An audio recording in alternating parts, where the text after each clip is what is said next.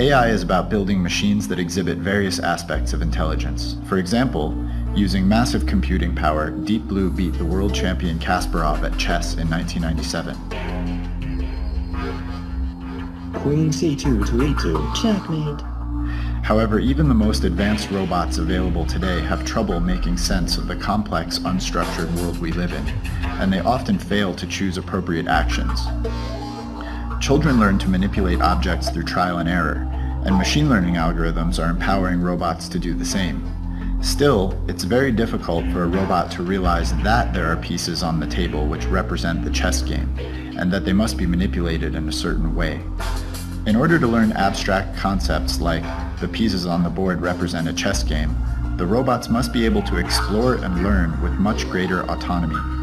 To recognize interesting things to learn, there must be an intrinsic motivation that comes from within the machine. This intrinsic motivation can also be viewed as artificial curiosity. The I'm Clever project is about developing intrinsically motivated, cumulative learning versatile robots. It is a 4-year research project that started in 2009, is funded by the European Union, and involves 8 research institutes from 5 different countries. The focus of I'm Clever is on learning through intrinsic motivation on all levels of cognition, from sensory data processing to action synthesis.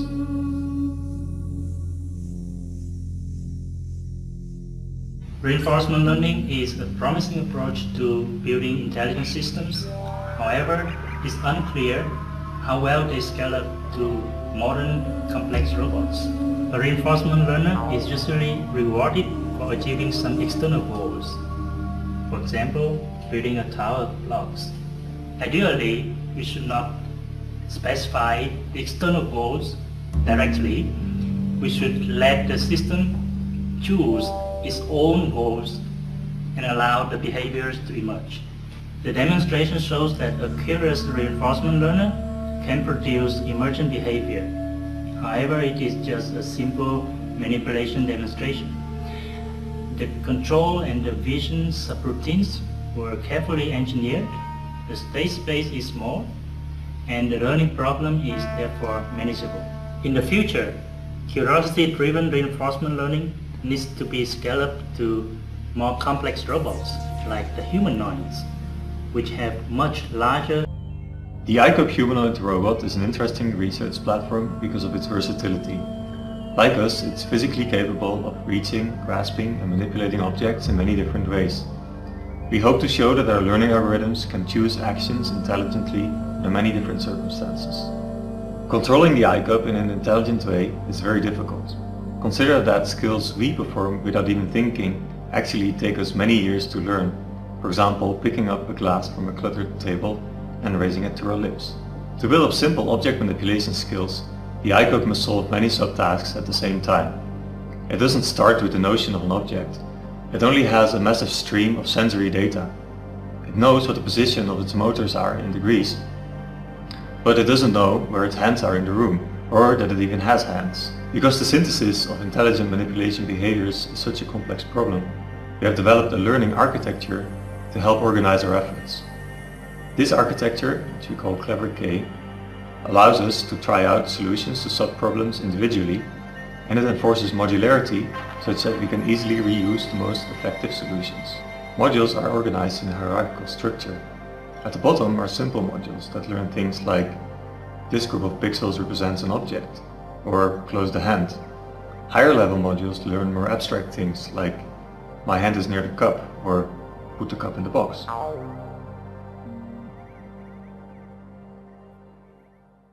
We have realized the Clever K architecture as our modular behavioral environment, or MOBI, which decomposes the complex learning problem into manageable chunks. Behaviors are implemented as a distributed system of loosely coupled modules which communicate via Ethernet. MOBI employs a hub and spokes architecture which minimizes dependencies between the different modules and therefore maximizes the reusability. MOBI's hub is based on a geometric model of the robot and its surroundings. Coupled to the geometric model is a port filter whose job it is to regulate the contributions from the other behavioral modules running elsewhere on the network. These behavioral modules fall into one of the following 3 categories. Sensory modules discover and compress the state of the robot and of its surroundings. Agent modules draw on the world state and plan deliberate actions to either explore the world or to exploit knowledge previously gained. Reactive control modules implement reflexive behaviors, such as closing the hand when an object is detected near the palm. The geometric model within Mobi allows us to define a very powerful and general state machine. For example, we can define all kinds of useful states, like the robot's pose is self-colliding or not, the hand is interacting with a target object or an obstacle, and we can use these states to control behavioral learning. In order to compute states like these, we rely on sensory modules. Learned computer vision modules process raw camera feeds and can identify and locate objects of interest in the robot's environment. In addition to these concrete geometric states, Mobi's hub can relay supplementary state information from autoencoders, slow feature analysis, or any other kind of learning machine. In this way, we can represent abstract concepts like an object is standing or has been toppled, or an attempted grasp has succeeded or failed.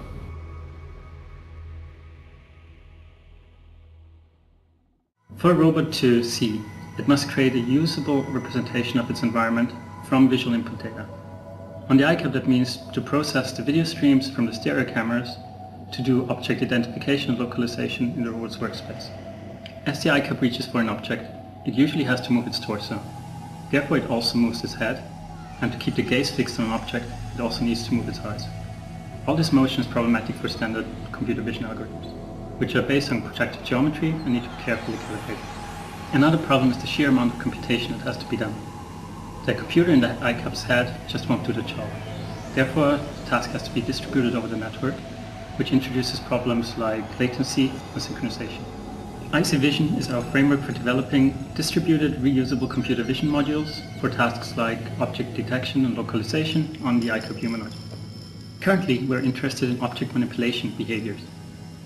Therefore, we have focused on two modules to implement sight on the iCub for this specific purpose. The detector detects an object within the images being streamed from the robot. The locator locates the object in 3D space. This is done continuously and in real time. The results are then used to do gaze controlling and reach planning. Our best detectors are based on Cartesian genetic programming, or CGP.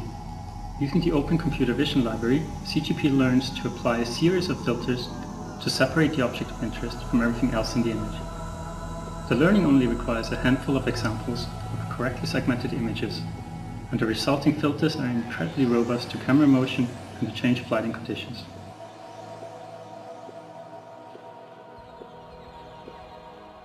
Processing iCub vision data can be quite a challenge. Much of it is because of its massive size. In fact, iCub can produce up to 10 million pixel intensities per second. Slow feature analysis compresses complex sensory data by focusing on parts that change. It builds a compact representation based on a few relevant features. The compression algorithm gives priority to the components of the data that change slowly, the first feature to emerge being the slowest, and the second a bit more faster, and so on.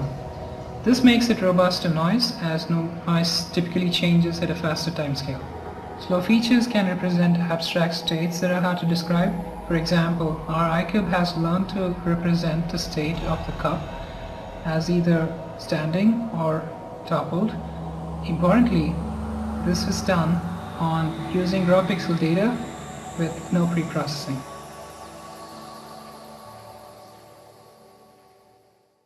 Our behavioral decomposition differentiates between deliberate and reactive behavior.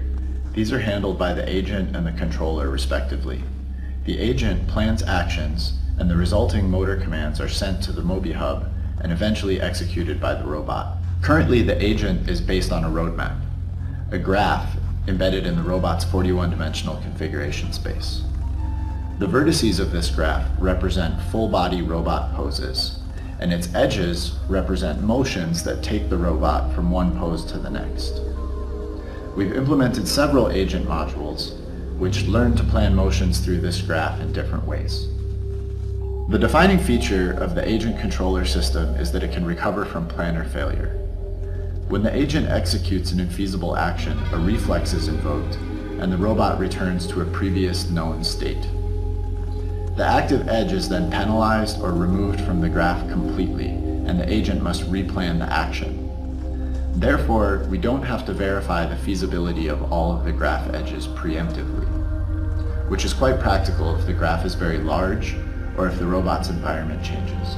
Roadmap graphs can be constructed autonomously online as the robot explores. However, because the iCub's state space is so large, it can take a very long time before this process goes anywhere. A practical alternative to building the graphs from experience using the real robot is to search for sets of interesting poses using Moby's geometric model directly. By leaving the hardware out of the loop, we're able to search for poses much faster than real time. The iCub's state space is extremely large, and sampling it completely is infeasible, even at low resolution. We therefore focus on finding sample sets that are task relevant. The kinematic model allows us to sample much faster than real time without actually moving the robot. The sampling sequence is determined by a black box optimization algorithm called Natural Evolution Strategies, or NES. The optimization is controlled according to the iCub's geometry. For example, NES can deliver us a set of pre-grass poses for objects on a table.